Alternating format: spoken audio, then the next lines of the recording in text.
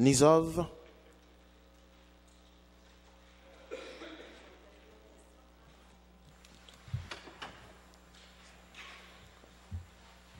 Allez-y, M. Nizov. Bonjour. La question s'adresse aux élus qui ont voté le règlement animalier récemment au mois d'octobre, je pense. Donc, la majorité des experts, tels que American Veterinary Medical Association, Association de médecins vétérinaires de Québec, National Animal Control Association, Canadian Kennel Club, United Kennel Club, American Kennel Club, Administration d'Alabama, le département des États-Unis of Housing and Urban Development, ils sont unanimes. Le règlement basé sur l'apparence physique des chiens sème la controverse et détourne le débat des circonstances ayant mené aux morsures, dont la détection permettrait de les prévenir.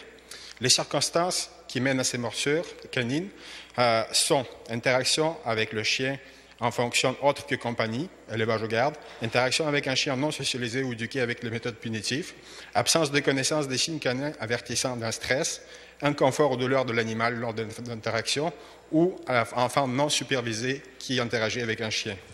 Donc, les médias en ont leur part aussi, ils ne rapportent qu'une petite partie des morsures infligées aux enfants, y compris. Donc, ainsi, un sondage effectué par l'Association de médecins vétérinaires au Québec en 2010 avait rapporté 45 000 le nombre d'enfants qui ont été mordus à Québec. La question.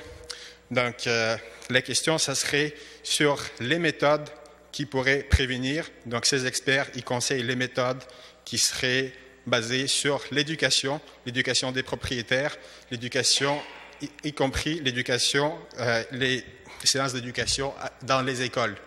Donc, durant un conseil municipal... Écoutez, j'attends une question, M. Nizov. Avez-vous une question? Oui, c'est la question. Posez-la maintenant. Donc, au conseil municipal de 22 août, on avait répondu que seulement des programmes d'éducation vont être mis en place. Mais depuis, on n'a pas entendu grand-chose là-dessus. Donc, où est-ce qu'on en est au niveau de ce dossier-là? Merci. Madame Sanson. Alors, merci, M. Nizov, pardon. Juste pour vous dire, le règlement, là, il est adopté, il est appliqué, donc on est maintenant dans sa mise en place. Donc, on s'assure que l'animal est bien enregistré, stérilisé, correspond aux normes. L'objectif de base, là, c'est qu'on veut sécuriser nos citoyens et en même temps permettre aux animaux de se promener, mais de façon sécuritaire. Il faut se rappeler, là, de pourquoi on a fait ça. Vous avez parlé des morsures, qu'il y a quelque peu de morsures de la part des pitbulls. Initialement, là, il y a une dame qui est morte dans sa courte parce qu'elle s'est fait manger par un chien. À partir de là, notre responsabilité d'élu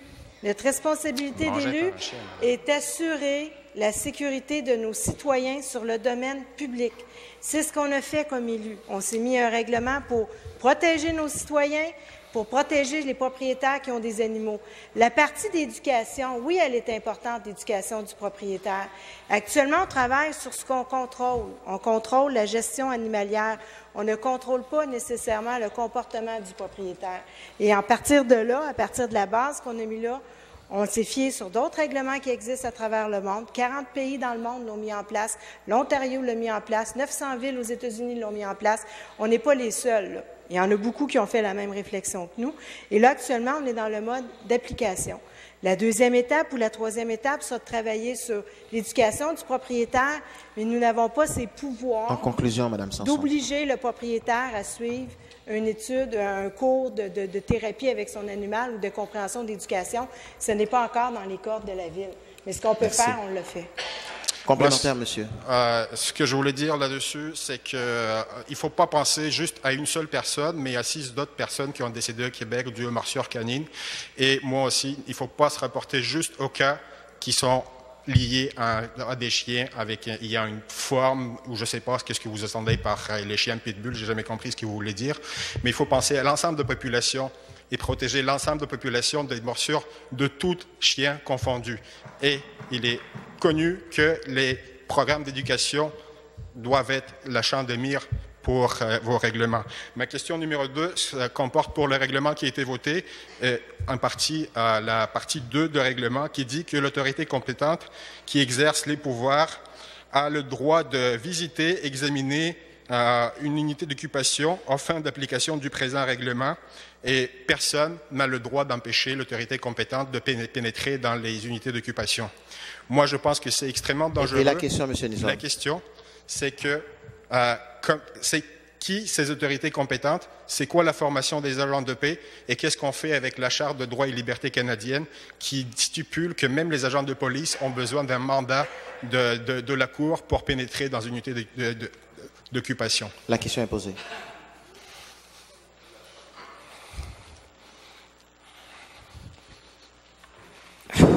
Écoutez, quand nos gens interviennent, c'est sur plainte. Il est arrivé à plusieurs reprises que des citoyens nous ont appelés parce qu'ils ont peur de leurs voisins, qui ont un chien qui laisse courir dans la cour sans aucune protection quelconque. Donc, ils ont peur à leur santé et à leur vie. Dans ces moments-là, nos inspecteurs canins peuvent intervenir, aller voir les gens. On le sait que la majorité des gens sont de bonne foi. Je vous dirais 99 % des gens sont de bonne foi. Par contre, sur la population que nous avons estimée à Montréal, au-dessus de 330 000 chats et chiens sur le territoire, aujourd'hui, on a 30 000 chiens d'enregistrés, 7 700 chats d'enregistrés. On a une population de 333 000 animaux sur le territoire. Donc, il y en a encore une grande partie qui n'est pas encore enregistrée. La première responsabilité, on parle d'éduquer un propriétaire, la première responsabilité d'un propriétaire d'animal de compagnie, c'est d'enregistrer son animal.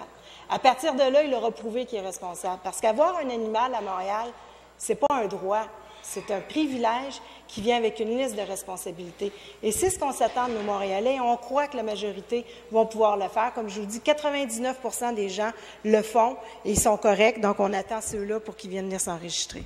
Merci, monsieur. Bonne soirée. Merci. Bonne soirée à vous, mais vous avez pas répondu à ma question. Merci.